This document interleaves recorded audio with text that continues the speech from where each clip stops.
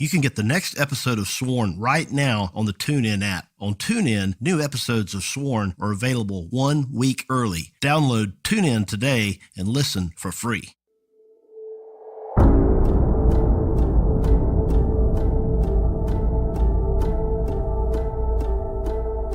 Place your left hand on the Bible and raise your right hand and repeat after me. I do solemnly swear. We, the jury, find the defendant not guilty. Protests continued this weekend in Ferguson and around the country. Quit resisting. It makes no sense. If it doesn't fit, you must acquit. Judge, you are the last line of reason in this case. Every one of us took an oath of office, and we're sworn to uphold the Constitution. From Tenderfoot TV in Atlanta, this is Sworn. I'm your host, Philip Holloway. I wanted to take a second to tell you guys about this new subscription box service called Hunt-A-Killer. Hunt-A-Killer enables you to dive deep into the mind of a serial killer by piecing together clues to an ongoing murder mystery each month. The Hunt-A-Killer storyline sets you up as a volunteer to be a pen pal to a patient in a treatment facility for the mentally disturbed. Your pen pal will confide in you the details of his twisted desires through eerie letters, objects, codes, and clues that uncover his true motives. It's the perfect challenge for someone who loves poring over creepy codes, ciphers, and clues and wants to put their crime sleuthing skills to the test. The company only accepts 500 new memberships each week, so make sure you apply ASAP. You can apply for membership online at huntakiller.com. If you're approved for membership, you'll receive a private link to subscribe. To help support our show, Hunt-A-Killer has offered a 10% discount for our listeners. Use the code SWORN and get 10% off. That's SWORN for 10% off at Hunt-A-Killer. In Turner County, if somebody's got a problem with you, they're probably going to go up and say it to you, but it's not necessarily going to lead them to kill an entire family and burn their house down.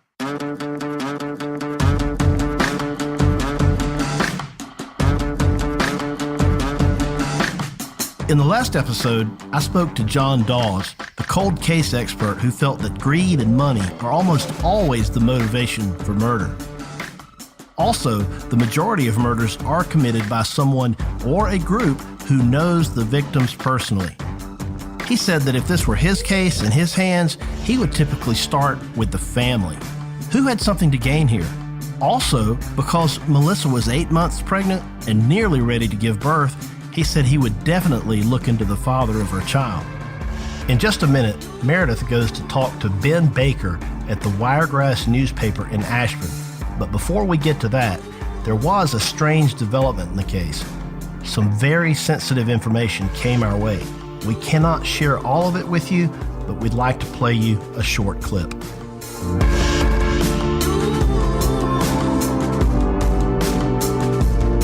Baker. He's been the editor of the newspaper for 23 years. When do you think it set in? Gradually over the course of the next few months. It took a while for me to realize that Tommy Joe was gone.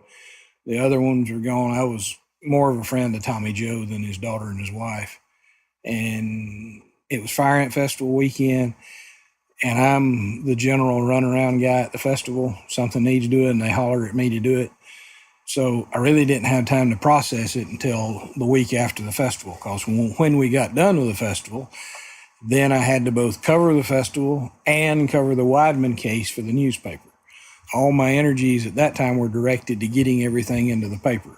And when you've been a reporter for as long as I have, you learn to distance yourself emotionally from the subject at hand because you got a job to do. You just get it put out. And then the next week, that's when it hit me. He was gone. You don't seem very scared. Ben's office is in the center of Ashburn, but the streets outside aren't exactly bustling. As we said, it's a very quiet place. There's an eclectic mix of stuffed animal heads mounted on the walls and surfaces inside of his office. There's also stacks and stacks of papers, periodicals, and books. You can tell Ben's been in the business for a long time. When you're in my line of business, you need to know things that don't get published. And people tell me things. I'm the newspaper editor. I'm also a minister here. And for some reason, people just tell me stuff. And depending on how and why and when they tell me, it can be confidential or it can be passed along. And as I tell people, if you tell me something as a reporter and it's important enough. Eventually, it's going in the paper, but it does have to be properly timed. So I need to know things so that I can look for stuff and keep some things out of the paper that simply don't need to be there. Some people are going to say, we've got a right to know this. Yeah, you do. Is your right to know outweighing the good to the community? In my eyes, Ben is somewhat of an expert on Turner County. Being the editor of the local newspaper, it's his business to know what's going on, and he's clearly very well connected. I asked him who he'd talked to in regards to the Wideman case. Talked to the EMS director, I talked to the fire chief, and the sheriff's department. Was there anyone that wasn't very willing to talk, or? They shared with me on the record everything they could talk about at the time, and since then there have been many more conversations. Many more conversations as in information that wasn't disclosed before or wasn't known before? Well, there's been some stuff that wasn't known that day that were talked about, and there's been some stuff that, I mean, why do you need to know the caliber of gun they were killed with? That's irrelevant. I asked Ben about the general public feelings in Turner County regarding the Wideman case. There's some people that swear they know who did it. You ask them, they'll tell you the individual's name. Well, how do you know this? He's just that kind of a person. You got some evidence? Let's talk about it. You said his car was parked there, or his truck, or his motorcycle, or his bicycle was parked there that night. Okay, we got something to work with. You say he was riding around that night over in that neighborhood. A little bit more tenuous. You just say you just simply know because he's that kind of a person? No, you don't know that. Ben's right about this. Innocent until proven guilty.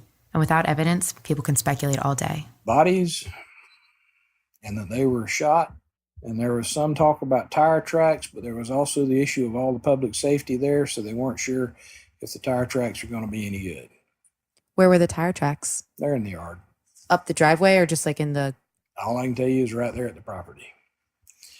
I am not certain if there was a motive or not, just beyond, hey, here's a house, let's go see who's here and rob them and kill them. You're going to say that just simply doesn't happen. Oh, yeah, hell, it does too. You talk to the sheriff's department and the police department. We have smash and grab robberies frequently because we're on the interstate. This might sound plausible, but to be candid, there's no evidence that this was a burglary. Local law enforcement never suggested that they had any reason to believe that it was. We had a gentleman who went missing. They found his car. He popped up in a pond a week later. That's still a mysterious death. We asked about what the chief of fire had personally reported to Ben. What did he describe to you about the scene, other than it being horrific? He said it was bad and the house was burned completely down. By the time they got there, it was fully engulfed. You look around the room in here. You see my fallow deer. You see my elk. Right. On the other side, I got a bison. I got 2 little bucks over there I killed with 1 shot. There's the buffalo skull. I know people that can come walk through that door right there and look at this and have a panic attack and pass out on the floor. You're not prepared to see this kind of scene. I don't care who you are. We've got firemen who are in the military, who are in Vietnam, who are in other places, and they've seen bodies blown to pieces. You're not prepared to see that kind of thing. I don't care who you are, unless you're a complete psychopath and you have no human emotional connection, you just don't have any empathy whatsoever, then you look on it every day and say, I'm ready for a ham sandwich for lunch, I think. We asked Ben who owned the property now that the house had been burned down. He told us that, to his latest knowledge, it still belonged to the remaining members of the Wideman family, so we asked who that was. Charles Henry is here and his son Chip. I think Charles Henry I know lives in Rebecca with Diane, and I think Chip lives in Rebecca or Fitzgerald. Are they still working in the community? Chip's an insurance salesman. Charles Henry, I don't know if he's still working or not in insurance or if he retired. I don't remember. About how many times do you think you wrote about the Wideman case? Up to about 12, I believe. When's the last time you personally wrote something? It's been several years since I've written about it. Christy used to work for the Osceola Star, would write about it every year on the anniversary, but she was related to the family. So unless you're connected to it, you never think about it. But there's nothing else to report. What are you going to say? Well, it's still under investigation. Yeah, we know that. All that's going to happen by me reporting on it now is remind the remaining family that this is unsolved and it's going to renew the pain they have. Is the public's right to know that it's not solved more important than not making that family hurt anymore, it ain't been solved. The minute it gets solved, the minute they arrest somebody, we're talking banner headline in that week's newspaper and breaking news. I may put out a special edition. Sheriff's Department has got a pretty high, and the police department got a pretty high rate on solving cases. But as our former sheriff, Wesley Fiveash, said, a law enforcement man ain't no better than the information he gets. The only way this thing is going to be solved, to my way of thinking, is if somebody comes forward and says, hey, I know about this, here's some information, or somebody's on their deathbed and they confess. We've exhausted the physical evidence. Fire is an awesome way to cover your tracks. I had qualms about even talking to you guys for this podcast thing, but I have to weigh, again, respect for the families versus their wanting to get some closure on this. Y'all reach a much different audience than I do. I can write about this freaking Widemans case every week for the rest of my life if it's not solved, and it's going to be going to the same people. Y'all have a very different audience than me. You can reach somebody I can't. That's why I'm even talking to you today, because you can reach somebody who knows something. If I thought you couldn't, I say you can't talk to you. You got 4 people dead. We need some closure here, folks. Somebody needs to be held accountable for this. If the person who did this keeps their mouth shut and takes it to the grave, never be solved in this life. The person who did it talks about it, we can solve it.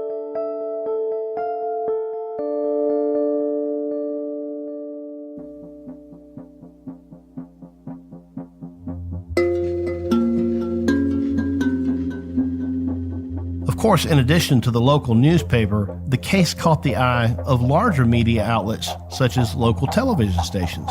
Even though this was a small-town crime, it really was a bone-chilling triple homicide, and so it got coverage. As it turns out, Rebecca is not really far from Albany, Georgia. Albany, Georgia has a larger media market, and it includes a television station known as WALB-TV. I've got a friend at WALB. Cade Fowler is an anchor and reporter, and as it turns out, my friend Cade has covered the Widemans case very closely and has reported on it many times. I was actually looking on the GBI's website, and they had a list of cold cases on there, and scrolling through, and on there it will list the location where the crime occurred, and I saw Rebecca pop up, and I said, Rebecca. I said, that's in Turner County. And this was like in 2012, I believe, when I did this story, 2012, 2013.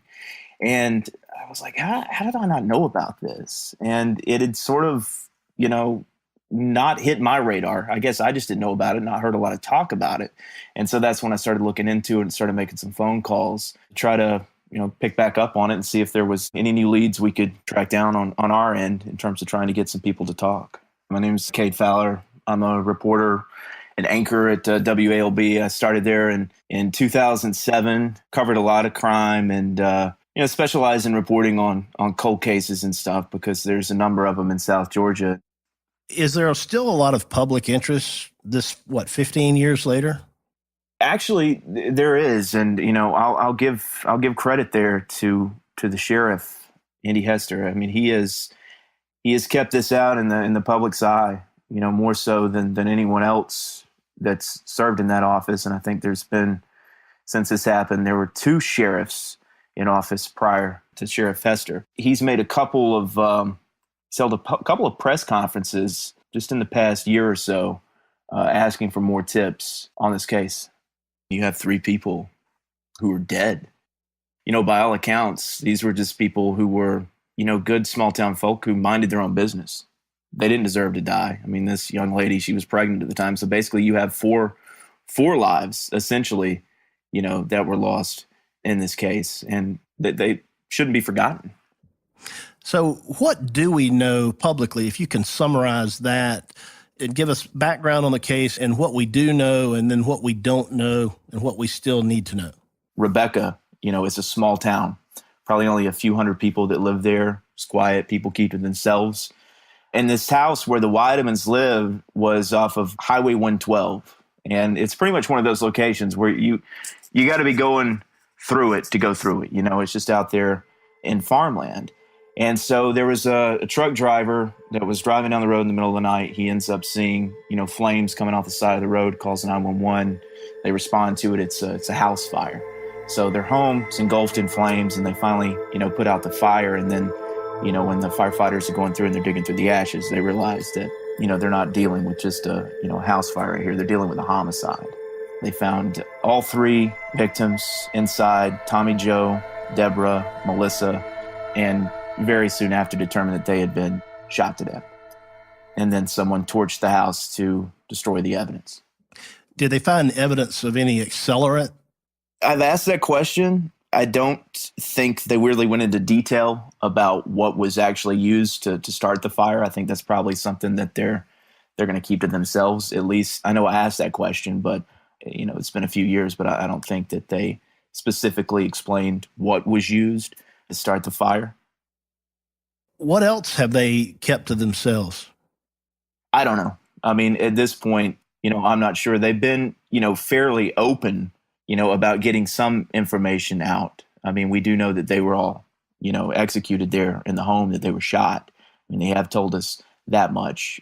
And the other thing that they did, and I will say this, is, despite the fact that so much was destroyed in that fire, there was really no evidence to suggest that anything was taken from the home. I think they were able to gather enough evidence to determine, this wasn't probably just some random home invasion. Was there any neighbors nearby that might have seen something? Not that I know of. I mean, I think this house was really just kind of off the road. I mean, you know South Georgia well, Phil. I mean, you've been through there. You drive along those country roads, and Highway 112, going through Turner County is about as country as it gets. I mean, you go farmland, trees, and then occasionally you'll see a house off to the side. And the house, of course, was destroyed. It's been razed since then. There's nothing there, but not a lot of neighbors. I mean, I think you had to actually go up a driveway to get there. The big question that everyone is asking is whether they think that it was someone local that did this. Is it someone in the community? Is it someone who, knew the family? Tommy Joe, he was the tax assessor in Turner County, and Deborah owned a bridal shop in Ashburn. So these were people that were fairly well known and fairly well liked in the community. To my knowledge, they had no enemies, and I mean, a tax assessor is probably not going to win a popularity contest, when it comes to elected officials or county officials or whatnot. But no one that I've talked to, over the years of just talking to people back and forth and even covering this story, everyone said, he was a good guy. I honestly believe that he didn't have any enemies, and even so, in Turner County, if somebody's got a problem with you, they're probably going to go up and say it to you, but it's not necessarily going to lead them to kill an entire family and burn their house down. When's the last time you spoke to Sheriff Hester about this case? I talked to Sheriff Hester, a couple of days ago. What did he have to say about it? He has really done a good job in terms of, I think, keeping this case in the public eye. I will say that about him. He is, Phil, you've lived in South Georgia. And, I mean, you know how it is down here. There's a lot of red tape and there's a lot of bureaucracy. But he is really one of those sheriffs that I think you can go and sit down and talk to. And I'm not just being a cheerleader here for Sheriff Hester, but anytime I've ever needed to reach out to him, he's been available. In fact, when I set up this story, I think he had just gotten in office, and he actually came into office after the previous sheriff was arrested for stealing marijuana from the evidence locker and giving it to a church member that he knew had cancer. So that's how the sheriff before him ended up getting out of office. So didn't have any contact with that guy. So Sheriff Hester comes in, and, when I called him and talked to him, he opened his office to me. We were able to sit down and have a one-on-one about this case. And he also brought in Agent Collins, the case agent at the time, who was, on top of this case for several years. And, we sat down and talked about this at length. And, you don't always get that from a lot of sheriffs. Based on some folks I've worked with, I applaud him for his efforts. I really do. Did he offer to show you any of the evidence that they did have? They actually gave me more information than I thought they would. I think that there's certain boundaries they don't want to cross. I get it. I understand that. But to the point of telling me everything that they possibly could without jeopardizing any sort of sensitive evidence that, could mess up their case, they gave me as much as I could have asked for at that point. It's pretty well known, around Turner County that somebody there knows something. This is a small town in South Georgia. Triple homicides just don't happen every day. They do sometimes, but it is very, very rare. To say that triple homicide is going to happen in the middle of the night in Rebecca, where probably the only 911 call they get at 3 o'clock in the morning might be a cow loose in the road or car hitting a deer. To say that someone just randomly stopped in this house, probably not likely. Someone in Turner County probably knows who did this. I'm reading from an August 18th, 2005 item on the website for WALB TV, and it says, ex-Ashburn cop, deputy arrested in East Georgia. And it goes on to say, a suspect in an unsolved Turner County triple homicide is arrested for rape near Savannah. And that is referencing then 31-year-old Jason Walker. What do we know about Jason Walker? The answer that I got when I was looking into this, several years ago, was that they didn't find any evidence to indicate that he had anything to do with it. I know that he was one of the individuals that they looked at. And I do recall that story now that you mention it. But I think, at least to this point, he had been ruled out. How far along in her pregnancy was Melissa Widemans at the time she was murdered? Do you know? Yeah, she was 8 months pregnant. So, she was due to have that child very soon. Weeks after this happened, she would have had a child, and Tommy Joe and Deborah would have been grandparents. Do we know, or has it ever been released, who the father of the baby was? That I don't know. The news article references him as a person of interest, quote, in a March 2002 triple homicide in Turner County. He's a former Ashburn policeman and Turner County Sheriff's deputy. It says Walker's former girlfriend, Melissa Widemans, who was pregnant, and her parents, Tommy Joe and Deborah, were murdered in their home. There's been some persons of interest that have come up, but that's just in terms of investigators interviewing these individuals who either knew the Widemans or, in some way connected to them. I reached out to both sides of the family. I tried to reach out to the Widemans side, Tommy Joe's family. I didn't hear anything back from them. The only family member that I have been able to contact and, speak to me on this was... We had to censor this name for privacy reasons.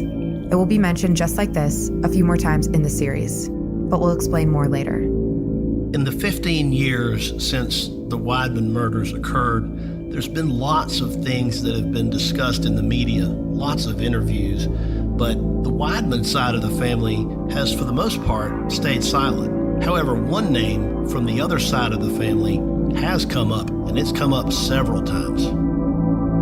Based on what I could find in the mainstream media, there's only been one widely suggested person of interest in this case, and that is Jason Walker. But after 15 years, law enforcement hasn't been able to find anything linking Jason Walker to the Widemans murders. So the question is, did Jason Walker have something to do with this and cover his tracks?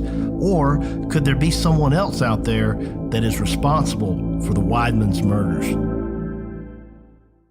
I wanted to take a minute to tell you guys about my favorite meal delivery service, HelloFresh. HelloFresh wants to make cooking fun so that you can focus on the whole experience, not just the final plate. You can currently get a classic box, a veggie box, or a family box. Customers can order 3, 4, or 5 different meals per week designed for either 2 or 4 people, and there are new recipes created every single week. HelloFresh sources the freshest ingredients measured to the exact quantities needed, so there's no food waste. And guess what? They employ 2 full-time registered dietitians on staff who review each recipe to ensure that it is nutritionally balanced. HelloFresh is now offering light autumn meals and has just introduced breakfast options, and this is all at less than $10 a meal, people. You cannot beat that with a stick. My favorites right now are the pan-seared duck breast, the mushroom gravy chicken, and the steak and nectarine salad. For $30 off your first week of HelloFresh, visit HelloFresh.com and enter promo code SWORN30. Again, that's HelloFresh.com, promo code SWORN30. Other than the Georgia Bureau of Investigation, or the GBI, the Turner County Sheriff's Office is the law enforcement agency otherwise responsible for investigating the Widemans case. But here's the thing about the Turner County Sheriff's Office. Since the Widemans were murdered, there's been 4 different sheriffs holding office in that county. And that's really unusual because, especially in South Georgia, once an incumbent sheriff takes office, they generally don't lose elections unless something happens. So I want to give you a rundown of who the 4 sheriffs were and then go back and give you some details that I found to be fascinating. In 2002, when the Widemans were murdered, the sheriff was a man named Randy Kendrick.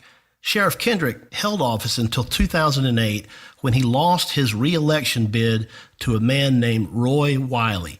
Roy Wiley was at that time the chief of police in a small town called Sycamore, Georgia. Sheriff Wiley took office on January 1st, 2009. Barely halfway through his term, Sheriff Wiley resigned from office and later pled guilty to the felony criminal offense of violating his oath of office. This had to do with tampering with evidence, specifically about marijuana that he removed from the evidence locker and gave away to somebody. That brings us to the 3rd sheriff since 2002. That person's name was Charles Dean. He had been Sheriff Wiley's chief deputy. He was appointed by the probate judge to be the acting sheriff until current Sheriff Andy Hester could be reelected in a special election to fill the remaining term of Sheriff Wiley. So I wanted to go back and take a closer look at the campaign where Sheriff Kendrick lost to Sheriff Wiley. In a July 31st, 2008 media report from WALB News in Albany, Georgia, Roy Wiley says he's unhappy with the way the Sheriff's Department has been handled, specifically referencing their budget.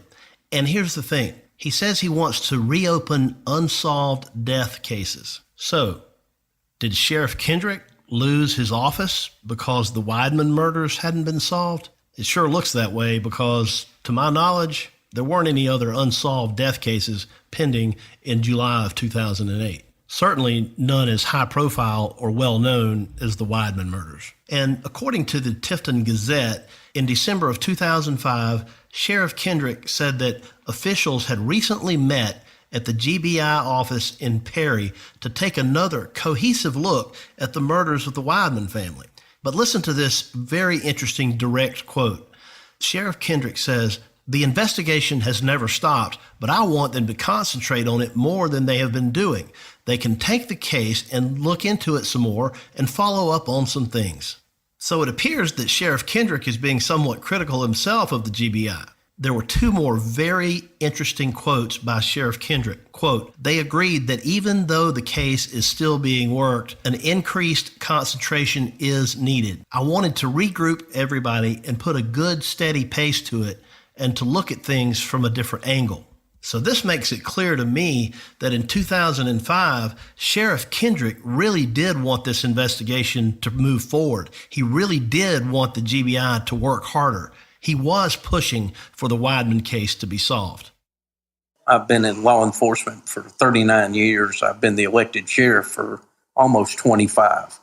I've been very fortunate to have a career centered here in Northeast Georgia.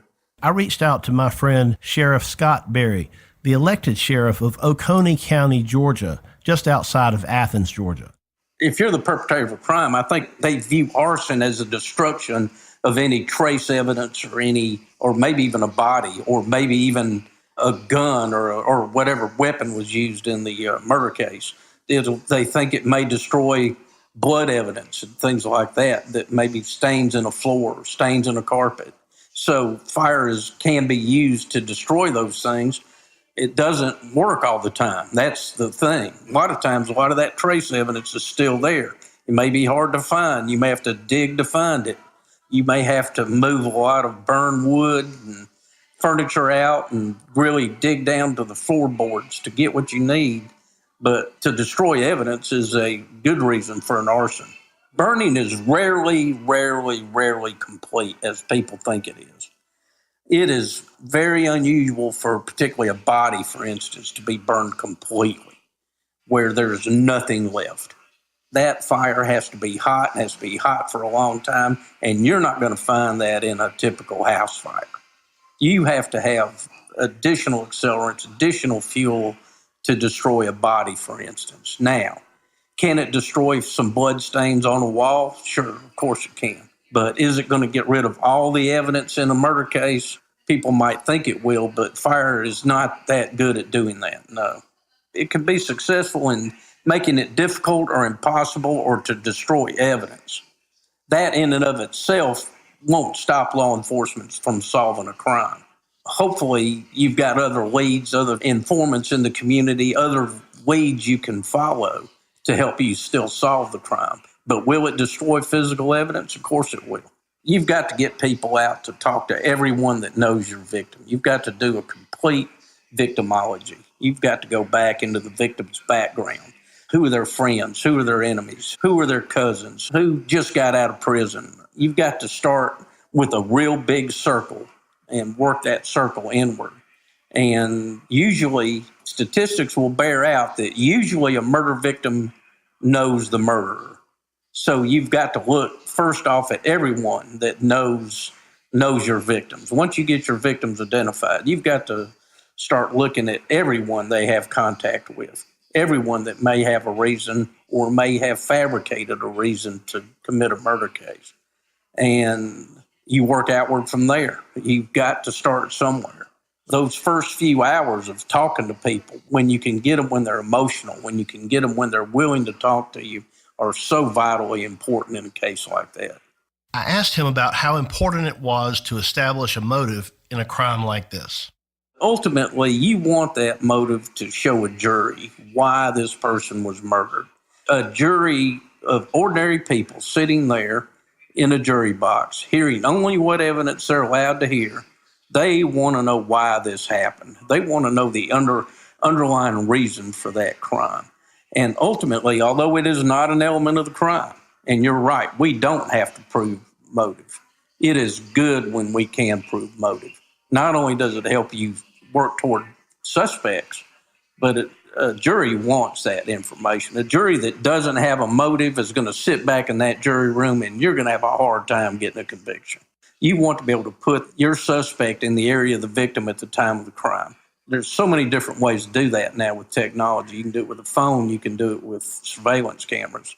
And you can do it with eyewitnesses in a small town like the town I live in. People know each other. People will recognize somebody's truck, somebody's car, particularly when you live in a rural area. I mean, everybody knows what everybody else drives. They know when a car doesn't belong down there. But you've got to get that information early. You can't wait 10 years to get that information. You want that information while it's fresh, while it's actionable, and while there's something you can do with it.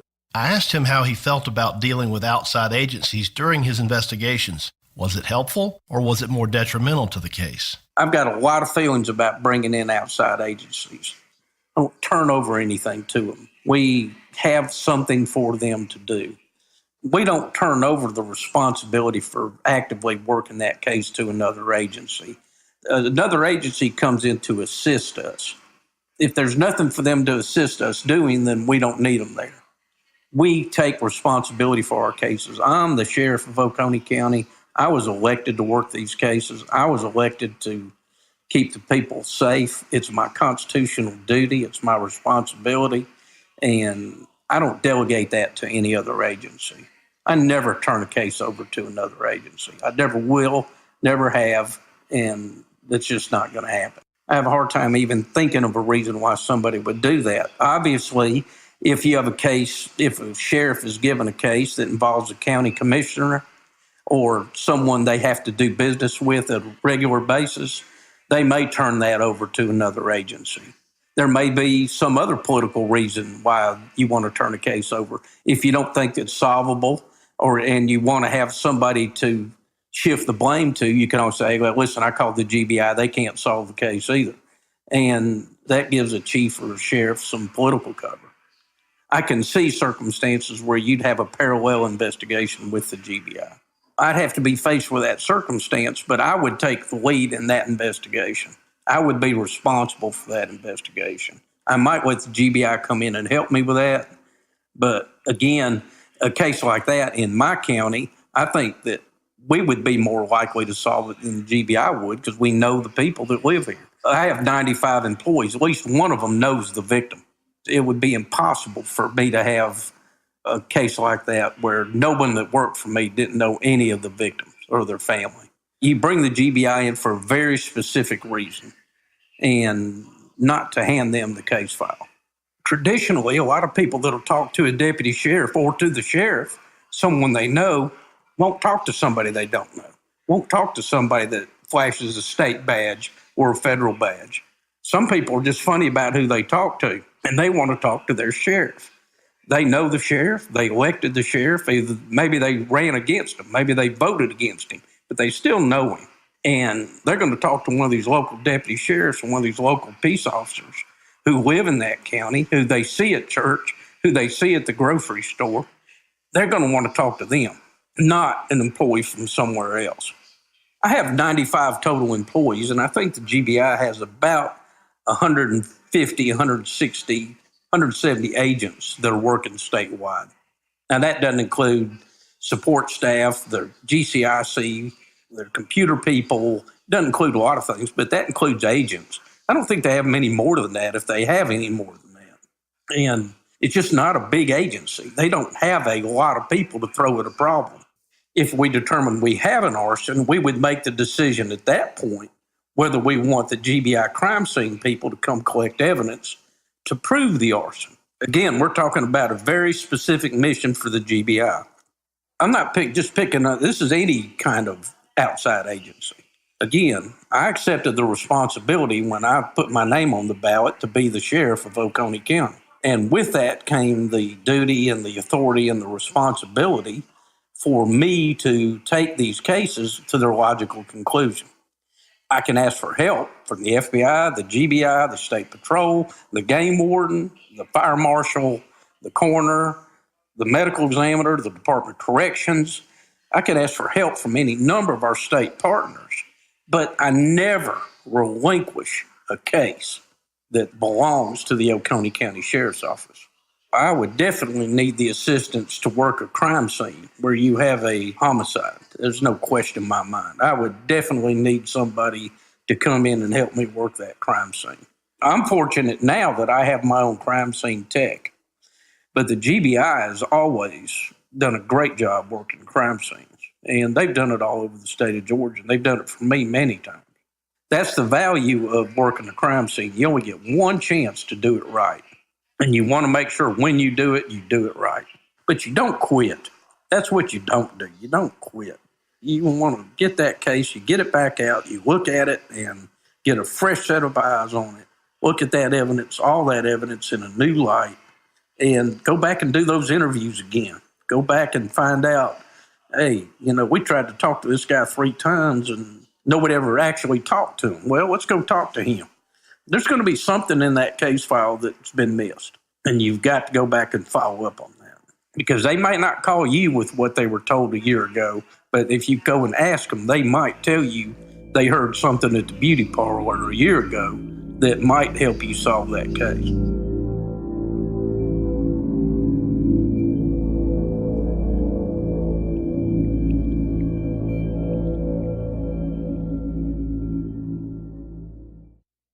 Do you know what the average property loss is from just one home break-in?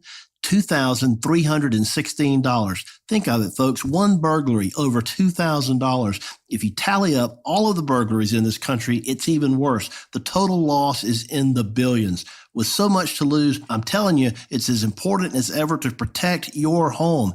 Try it with Simply Safe Home Security. Simply Safe protects every door and window in your home. Simply Safe system is completely wireless, so you can set it up yourself without drilling any holes in your wall. And you'll have professional alarm monitoring around the clock, ready to send the police. That's just $15 a month. With Simply Safe, you can be sure that your home and your things are protected. So please go to simplysafe.com/sworn and get a special 10% discount when you order today. Or if you want this security system right away, visit your local Best Buy store. You'll have this in your home and your home will be protected by midnight tonight. That's simplysafe.com/sworn for 10% off. simplysafe.com/sworn.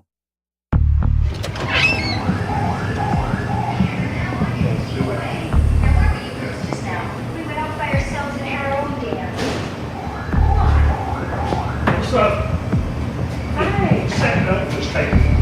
Which table? Okay. Walker's Barbecue Pit is a long, narrow barbecue joint in Sycamore, Georgia, right off the railroad tracks. We visited after lunchtime. There was no one inside, but the TV in the corner played an old black and white film. A man named Frosty greeted us. I don't know what I tell y'all. Earlier in the week, I'd called Frosty to ask if we could speak to him. We'd been told he was a local and a family friend that might be willing to talk to us about the case. I'm Mike Hickman, better known as Frosty. This is Walker's Barbecue in Sycamore, Georgia. And I was born, raised here.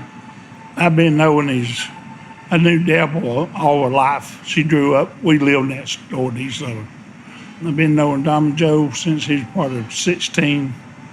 And I knew, can't think of her name.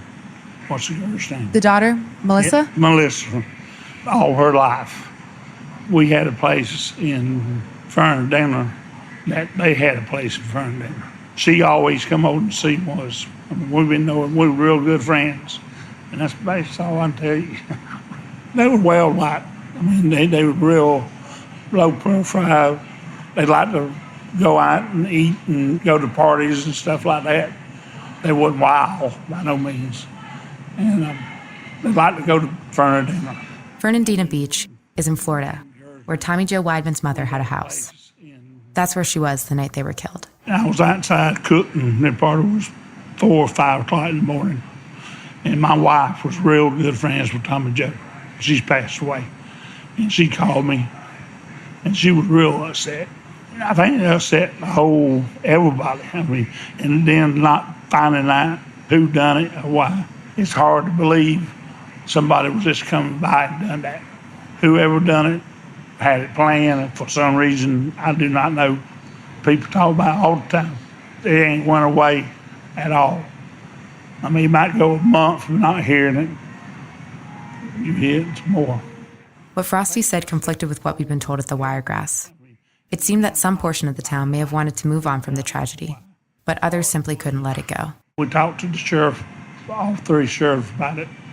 There have been 3 sheriffs since it happened. They don't say much. They say they don't, we're working on it. We don't know. They know more than what we do. Dabo's family has been trying hard to find out. There's no telling how much money is spent trying to find hard investigators going around talking to people like y'all are. That's a person you need to talk to. He told us that he's still alive, and last he knew, living in Fitzgerald. He has tried hard. He can tell. He probably sit down and talk to you for 2 or 3 hours. We then asked Frosty about the family members alive on the Widemans side. His brother, his wife, Diane Widman, she's a real good friend of mine. I don't know Charles Hemmer that good. And there's a nephew. The nephew he's referring to is Charles Henry Widman, also known as Chip. His father was Tommy Joe's brother. Somebody done it. 1 person, 2 people, 3 people, 4. We tried reaching out to Chip, but got no answer. Next time on Sworn. People sort of say in Irwin County you get bought off, in Turner County you get killed off.